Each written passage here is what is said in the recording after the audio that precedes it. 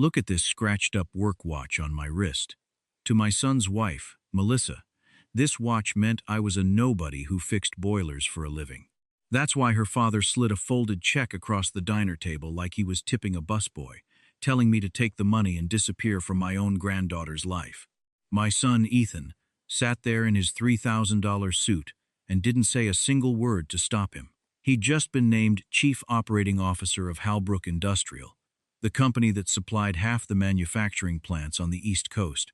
What none of them knew was that I was the reason that company existed at all. And in about 90 seconds, I was going to make sure every one of them understood exactly who they were talking to. To understand how a retired boiler repairman ended up sitting across from the people trying to buy him off, you have to go back nearly 30 years to a garage in Scranton, Pennsylvania, and a man named Walter Higgins. That's me. I'm 63 years old, and for the last 11 years, I've lived the same quiet life on purpose. I wake up before 6. I make instant coffee because I never learned to like the fancy stuff. I drive a 2009 Chevy Silverado with a cracked side mirror I never bothered fixing, and 3 days a week, I still go out and repair boilers and furnaces for the elderly folks in my neighborhood, mostly for free, because it keeps my hands busy and my mind quiet. If you passed me at the hardware store, you would never in 100 years guess that I own 81% of the voting shares in a company worth just over $2 billion. I built Halbrook Industrial from a two-man welding shop into one of the largest industrial parts suppliers in the country, and I did it with my late wife, Carol, standing right beside me for 31 years until cancer took her 4 years ago. After she passed, all the wealth in the world felt like ash in my hands. The lake house, the private jet membership, none of it meant anything without her there to enjoy it with me. So I sold off what I didn't need, put the rest into a blind holding structure with a name that meant nothing to anyone, Redfield Capital Partners. And I stepped back into the shadows of my own life's work. I let a hired executive team run the daily operations. The public only ever heard the name of my longtime friend and company president, a sharp, loyal man named Gerald Okafor. Almost nobody outside that boardroom knew that Walter Higgins, the boiler repairman in the dented pickup truck, was the man who signed Gerald's paychecks. The one thing that mattered more to me than any of it was my son, Ethan. If you've ever hidden a part of yourself just to find out who really loves you for the right reasons, tell me in the comments right now, and let me know what state or country you're writing to me from tonight. It always amazes me how far these stories travel, and I read every single one of them. Ethan met Melissa Halbrook almost 4 years ago at a fundraising gala I insisted he attend without me. Yes, Halbrook, same last name as my company, and that was no accident. Her family, it turned out, were the original founders of the company, decades before I ever bought it out of bankruptcy and rebuilt it from the studs up. Old blood, old money, old grudges, though I didn't understand that last part yet. When Ethan told me he was dating a Halbrook, I felt something twist in my gut, but I said nothing. I wanted him to fall in love with her on his own terms, not because of who her family used to be or who I secretly was. I kept my mouth shut and my bank statements locked away, and I watched. For the first year, Ethan worked his way up honestly. He started as a logistics coordinator at one of our regional warehouses, a job he got entirely on his own merit, without my hand anywhere near it, because at that point I was still just his quiet, boring father who fixed furnaces. He was humble back then. He'd call me on Sunday nights and complain about difficult supervisors and long shifts, and I loved every minute of those calls because I knew the man on the other end of the line was earning it. But 2 years ago, everything changed. Melissa's father, Reginald Halbrook, a man who had spent his entire adult life mourning the company his own grandfather lost, discovered that his daughter's boyfriend worked at Halbrook Industrial. And suddenly, Reginald took a very personal interest in Ethan's career. I didn't find out until much later just how much string-pulling Reginald did behind the scenes, calling in old favors with board members, greasing the right wheels, positioning Ethan for promotion after promotion, not because he respected my son, but because he saw an opportunity. If his daughter married into a position of real power inside the company that used to bear his family's name, maybe, just maybe, The Halbrooks could quietly claw back influence over what they still considered their birthright. Reginald never knew the company's true owner was his own future son-in-law's father. He thought he was maneuvering around some anonymous group of investors. He had no idea he was maneuvering around me. 18 months ago, the board, under significant and mysterious pressure I now understand, came from Reginald's connections, elevated Ethan to Chief Operating Officer. He was 31 years old. And the moment that promotion became official, my son, the boy who used to help me change oil in the garage every Saturday morning, disappeared. In his place was someone I barely recognized. He and Melissa married 8 months later in a wedding that cost more than most people's houses, an event I paid for gladly, wearing my one good suit, sitting quietly in the second row, while Reginald Halbrook gave a toast about legacy and family name that never once mentioned my name at all. I told myself it was fine. I told myself pride wasn't worth losing my son over. But the disrespect that had been simmering quietly under the surface for months finally boiled over completely about 3 weeks after the wedding. It happened at a Sunday dinner at Ethan and Melissa's new house, a colonial with white pillars out in the nicest part of the county. I showed up in my usual flannel and work boots because that's simply who I am, and Reginald was there too, along with Melissa's mother, a thin, sharp-eyed woman named Diane who never once looked me directly in the eye. The moment I walked through the door, I watched Melissa's gaze drop to my boots, still faintly smelling of the boiler room I'd been working in that morning, and her nose wrinkled like I'd tracked something unpleasant into her marble foyer. "Walter," Reginald said, loud enough that the caterer setting the table could hear him clearly, "we really should get you a proper pair of shoes. Ethan's an executive now, moving in serious circles." Ethan, my own son, let out a small, embarrassed laugh and said nothing in my defense. Not one word. I felt something hot and sharp rise up in my chest, but I swallowed it whole, the same way I'd swallowed 100 small cruelties over the past year. I wanted to see exactly how deep this went. If I had known then just how ugly it was about to get, I might have ended it that very night. But I needed to see the whole picture first. Behind closed doors, it got so much worse.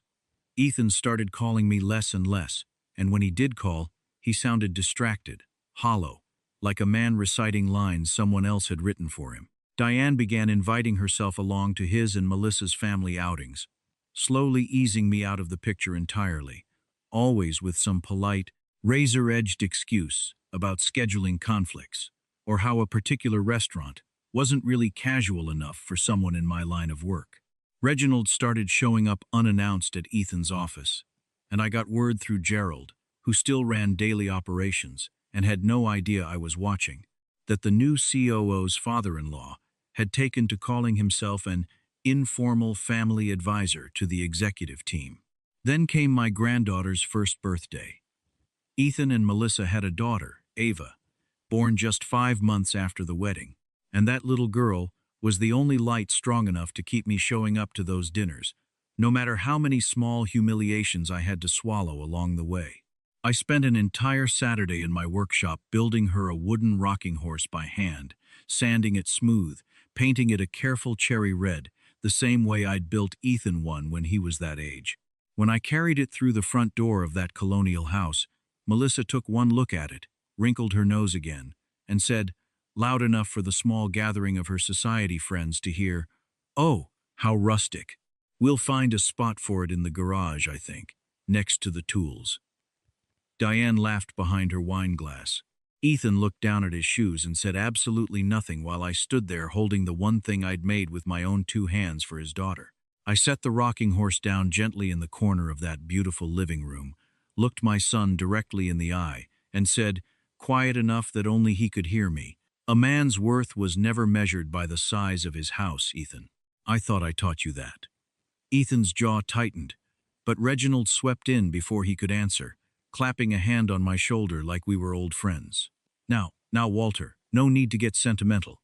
Every family has its role to play, and yours has always been a simple one. We appreciate it, truly. 2 days later, an envelope arrived at my house by courier, thick cream-colored paper, the kind rich people use to make bad news feel formal. It was an invitation, handwritten in Diane's elegant script, requesting my presence at a private dinner at Averill, the most exclusive restaurant in the county, a place with a 6-month waiting list for regular customers. The invitation was from Reginald and Diane Halbrook. Ethan's name was on it too. Melissa's was not. Neither was little Ava's. Just the three of them and me. The note attached read, "We need to discuss what's best for this family's future, once and for all." I read it twice, and I knew immediately this was no dinner invitation. This was a summons. I spent that entire Tuesday before the dinner locked in my home office, going through Halbrook Industrial's most recent internal audits, something I rarely bothered doing anymore since I trusted Gerald completely to run things honestly. As the sole controlling owner through Redfield Capital, I had access to every line of every ledger, even documents the public board never saw. And what I found made my blood run cold. Ethan, in his role as COO, had authorized nearly $600,000 in vaguely categorized executive relocation and consulting fees over the past 10 months. Money that, once I traced the paper trail carefully, had flowed directly into 2 shell accounts controlled by Reginald Halbrook. My son wasn't just being manipulated by his in-laws. He was actively helping them siphon money out of my company, the company I had spent 30 years of my life building, one bolt and one boiler at a time. When Wednesday evening finally arrived, I put on my cleanest flannel shirt, the same cracked leather boots Reginald had mocked at dinner, and I drove my old Silverado straight up to the valet stand at Averill, right alongside a row of German luxury sedans that probably cost more than my entire house. The young valet looked at my truck the way you'd look at a stray dog that wandered into a wedding, but I handed him a folded 20 and walked in with my shoulders square. I was led to a private dining room in the back, and there they were, Reginald, Diane, and Ethan, sitting at a table set, with more forks than I'd ever need in a lifetime. The moment they saw me, I watched 3 practiced, polite smiles flicker and then settle into something colder. Dinner crawled by in a masterclass of quiet condescension. Reginald spoke at length about his family's original stake in Halbrook Industrial generations ago, about legacy, about bloodlines that built America. Diane made pointed little remarks about the regrettable optics of a company executive whose own father drove a truck with a cracked mirror. Ethan sat between them, swirling wine he barely drank, and never once, not a single time through the entire appetizer course, did he defend me. We are getting close to the moment this whole story turns inside out. If you want to see exactly how a man who thought he'd won everything loses it all in the span of one phone call, go ahead and hit that subscribe button right now, because you do not want to miss what happens next. Then the entrees arrived, and Reginald finally set down his fork and leaned forward, and the temperature in that private little room seemed to drop 10 degrees. Was this really it? Was I finally about to hear, out loud, exactly what they'd been planning behind my back for months? "Walter," Reginald began, his voice smooth and utterly without warmth, "let's dispense with the formalities. Ethan is a chief operating officer now. He and Melissa are raising a daughter who will inherit a certain kind of life, a certain kind of name. Frankly, your continued presence at family functions has become an increasingly delicate situation for us to manage." I kept my face perfectly still. "A delicate situation? How's that exactly?" Diane answered this time, her tone clipped and final. "People talk, Walter. Ethan's colleagues, our friends, the members of the country club. A father-in-law who repairs furnaces for cash isn't exactly the image befitting a rising executive family. We simply think it's time everyone involved acknowledged that reality." That was when Diane reached into her handbag and slid a thick white envelope slowly across the white tablecloth until it stopped just in front of my water glass. "There's $75,000 in there, Walter. Consider it a generous parting gift. Take it. Find yourself a nice little place somewhere quiet, somewhere far from here, and let Ethan build the life he's actually earned. No more awkward dinners. No more explaining you to people who matter." I looked down at that envelope sitting there on the white linen. Then I looked up, past Reginald, past Diane, straight at my son, the boy I had raised alone every summer while his mother worked double shifts at the hospital before we ever had 2 nickels to rub together, the boy I had taught to throw a football in a gravel driveway. The boy who used to fall asleep in the passenger seat of my old truck on the drive home from Little League. And there he sat, nodding along quietly, agreeing with every single word. "You really want me gone, Ethan?" I asked, my voice low and even. "After everything? After every Sunday I showed up, every insult I swallowed, just so you and Ava could have a grandfather in your lives?" Ethan wouldn't meet my eyes. Reginald answered for him, leaning back with a small, satisfied smile. "It's simply business, Walter, nothing personal. You've had a good run playing family patriarch, but it's time to accept where you actually fit in this picture. Take the money, disappear gracefully." That was the line. The one that finally, completely, snapped whatever restraint I had left. Something inside me went very calm and very cold. The same feeling I used to get 30 years ago, right before I'd walk into a bank meeting to fight for a loan. Nobody thought a welder from Scranton deserved. "You think $75,000 buys a man's family, Reginald?" I asked quietly. My voice had changed. I could see it register on all three of their faces at once. That shift from the tired old man they thought they knew to something else entirely. Reginald actually laughed, though it came out thinner than he probably intended. "Walter, don't embarrass yourself further. Take the deal. You don't hold any cards here. My daughter married the chief operating officer of a $2 billion company. You hold nothing." "You're wrong about one thing, Reginald," I said, reaching into my flannel shirt pocket and pulling out my phone. "You don't run anything here. None of you do. You're all just temporary guests in a house I built with my own two hands, before any of you ever set foot in it." I placed the phone face up in the center of that beautifully set table and turned the speaker volume all the way up before I dialed. Reginald's face twisted in confusion. Diane's mouth opened to say something sharp and then stopped. Ethan just stared at the phone like it might bite him. The call connected before a single ring finished. "Mr. Higgins, sir? Is everything all right?" Gerald Okafor's voice came through clear and sharp across that quiet private room, a voice Ethan had heard in every single executive meeting for the past 18 months. A voice that held real authority inside Halbrook Industrial. I watched my son's entire body go rigid in his chair. "Gerald," I said calmly, leaning back and crossing my arms. "I'm having dinner with our chief operating officer and his in-laws, and I've reached a very clear decision about his future with this company." "Sir, is there an issue with Mr. Higgins's, with Ethan's performance?" Gerald asked, his voice deadly serious now, and I could hear the shift in him too, the moment he realized this call was different from every other call.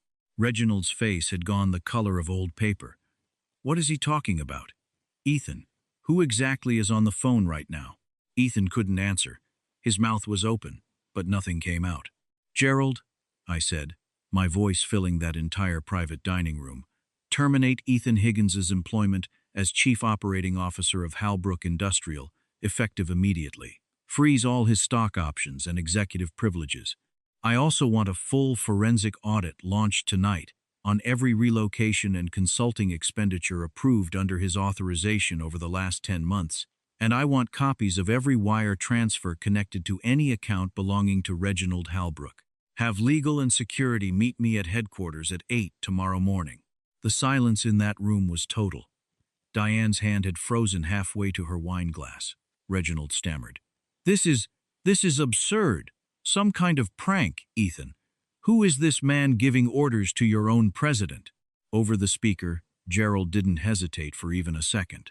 "Understood completely, Mr. Higgins. I'll have the termination paperwork ready within the hour and the forensic team assembled by morning. Anything else, sir?" "That's all for tonight, Gerald. Thank you," I said, and reached forward and ended the call, sliding the phone back into my shirt pocket. Ethan was shaking now, both hands gripping the edge of the table so hard his knuckles had gone bloodless white. What is happening, Dad? How do you know, Gerald? Why is he calling you Mr. Higgins like he answers to you?" I stood up slowly from that table, and for the first time in longer than I could remember, I didn't feel like the quiet old man in the cracked boots. I felt like exactly who I was. "It's not a prank, son," I said, looking down at him with something that felt closer to grief than anger. "You wanted to know what it feels like when the people who are supposed to love you decide you're not worth the trouble. Now you know exactly how it feels, because you just did it to me." Reginald shoved back his chair and stood, trying to summon whatever authority he had left. Now, you listen here. You cannot simply walk in and pretend to fire the chief operating officer over dinner. He answers to a board. He answers to real ownership. I turned to face him fully. Your future son-in-law, when he agreed to marry into your revenge plot against a company you lost 2 generations ago, was the chief operating officer of a company I built from a 2-man welding shop, Reginald. I own 81% of the voting shares. I have owned this company since before Ethan could walk. You spent 2 years scheming to marry your daughter into a seat of power that was mine before Melissa was ever born, and you did it all without once bothering to check who you were actually up against. Diane looked like she might be sick. She stared down at the thick white envelope still sitting untouched on the tablecloth, then back up at me. All the color drained from her face. I reached down, picked up that envelope, and dropped it gently into Ethan's lap. Keep the $75,000, son. You're going to need it. Because once that forensic audit finishes tracing every dollar that moved from my company into Reginald's shell accounts, both of you are going to need every good lawyer that money can buy. I walked out of that private dining room without looking back, though I could hear Reginald behind me, his voice rising into something close to panic, demanding answers Ethan clearly no longer had.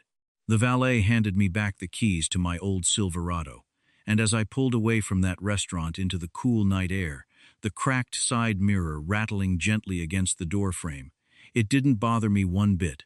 It sounded, honestly, like the truck was laughing right along with me. But the story doesn't end in that parking lot.